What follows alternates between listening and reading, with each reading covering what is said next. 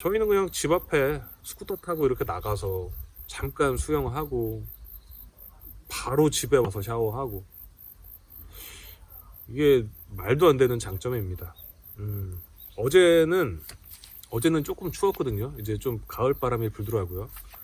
그래서 오늘도 긴 바지를 입긴 입었는데, 어제 같은 경우에는 동네에서 피자를 한 판 사다가 집에서 먹으려고 피자집을 같이 삐삐랑 나갔다가 그냥 즉흥적으로 오빠 우리 그냥 바다에 가서 먹을까? 하길래 그냥 바다에 가서 그냥 백사장에 앉아서 피자 먹었습니다. 바다를 보면서. 그런 말도 안 되는 일이 가능하다. 일단 그게 또 장점인 것 같아요. 또 하나. 오케이. 그럼 지금 이제 바베큐 하면서 불멍 있었고요. 바다 가서 물멍 있었고요. 밤에 뭐가 있냐? 밤에는 별멍. 와, 이거는 제가 촬영을 해보려고 몇 번 시도를 해봤지만 저희 장비 갖다가는 촬영은 안 돼요. 그래서 제가 보여드릴 수는 없는데, 그냥 밤에 돗자리 하나, 그 다이소에서 파는 2,000원짜리 돗자리 있잖아요. 그거 들고 옥상에 갑니다.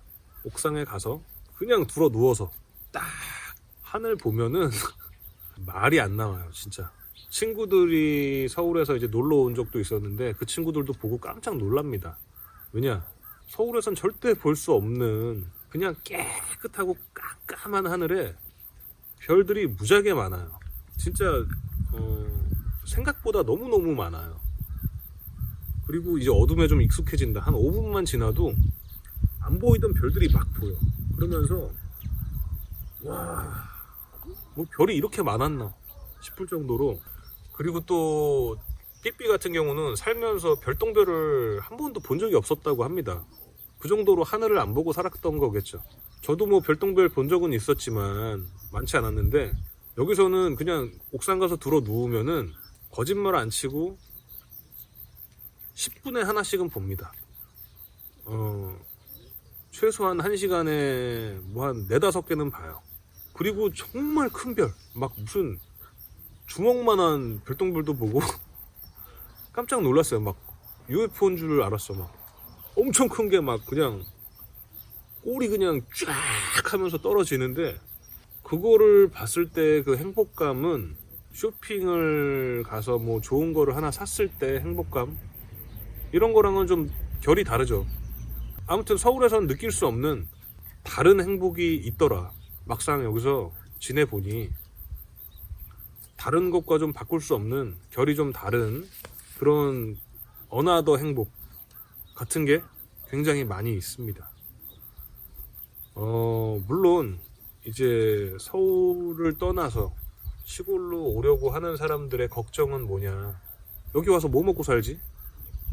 불편하지 않을까? 치안이 뭐 안 좋지 않을까? 뭐 다 맞는 얘기일 수도 있는데, 심지어 저희 집도 배달이 되는 음식이 없어요. 어저께 같은 경우 피자를 사러 나가려고 해도 최소한 차 타고 10분 나가야 돼요. 동네 읍내에 가면 피자집이 하나 있는데, 거기에 그냥 전화로 미리 주문해 놓고 가서 찾으러 가야 돼요.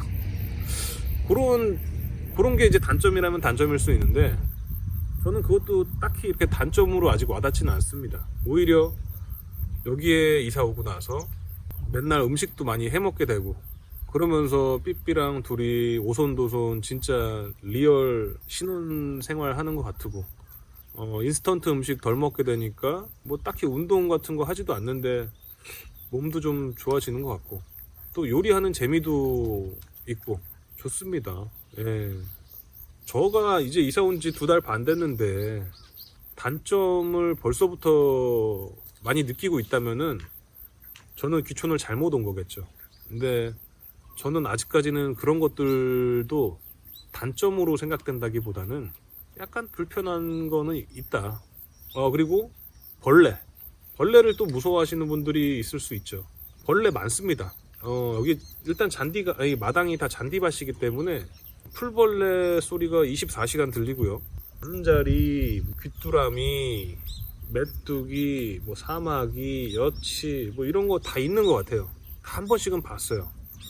뭐 숨어 있어서 잘 보진 못하지만. 그리고 개구리 두꺼비도 있어요. 두꺼비는 크기가 막 이만합니다. 진짜 거의 제 얼굴만큼은 아니더라도 진짜 제 주먹보다는 커요. 최소한 두꺼비 막 이만한 거 나타나고, 심지어 우리 주방이나 집에 개구리 막 청개구리 요만한 거 귀여운 거 있잖아요. 이런 것들이 가끔 들어올 때가 있어요. 삐삐는 막 기겁하고 난리 치는데 저는 뭐 그런 것도 일단 괜찮아요.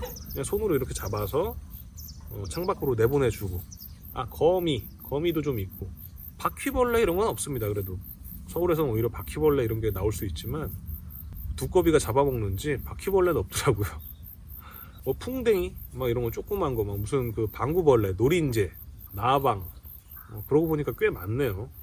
꽤 많은데 집에 다 방충망이 있고, 사실 집 안에서 이제 벌레 좀 나오는 것들은 제가 이렇게 청소기 갖다가 그냥 빨아들이고 뭐 이러고 있기 때문에 저는 사실 크게 불편한 거 없는데, 벌레를 보면 뭐 기겁하시는 분들이나 무서워하시는 분들에게는 그것도 하나의 단점이고 고려사항이 될 수는 있겠네 라고 생각이 듭니다. 근데 해치지 않습니다, 벌레가. 그리고 그런 벌레만 있냐? 그건 아니에요.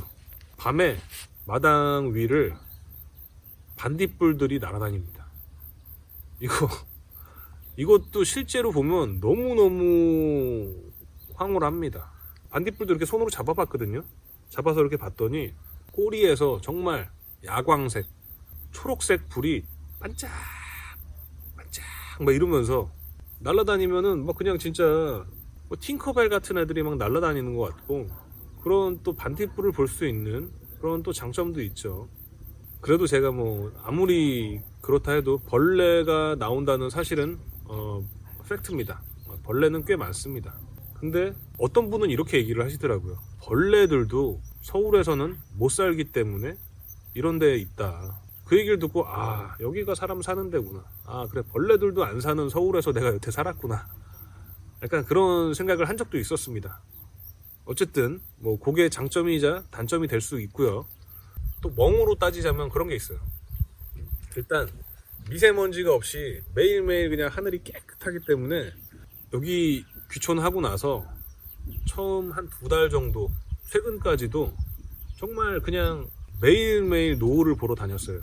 오늘 해지는 시간 몇 시인가, 뭐 7시 반이다 그러면 7시쯤에 이미 나가서 오늘은 저기 가서 한번 해 떨어지는 거 보고, 오늘은 여기 가서 보고. 그 노을이 매일매일 같은 노을은 한 번도 없을 거잖아요. 뭐 같은 파도가 없듯이 매일매일 노을도 다르고 색깔도 다르고, 구름에 따라서 어떤 날은 막 불 붙은 것 마냥 막 시뻘갰다가, 어떤 날은 그냥 핑크빛으로 쫙 막 이랬다가, 뭐 주황색 노을, 뭐 연분홍색 노을, 어쩔 때는 약간 푸르딩딩 노을, 보라색 노을, 막 구름에 가려진 노을, 막 기가 막힙니다.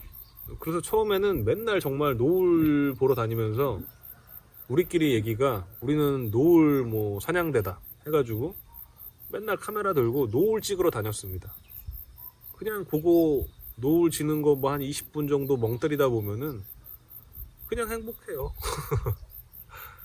너무 마음 편한 얘기만 하는지 어떤지 모르겠는데, 아직까지 시골살이 2달 반 정도 한 초보 귀촌 생활하는 1인으로서 이런 장점과 단점들이 있다고 말씀드릴 수 있을 것 같습니다.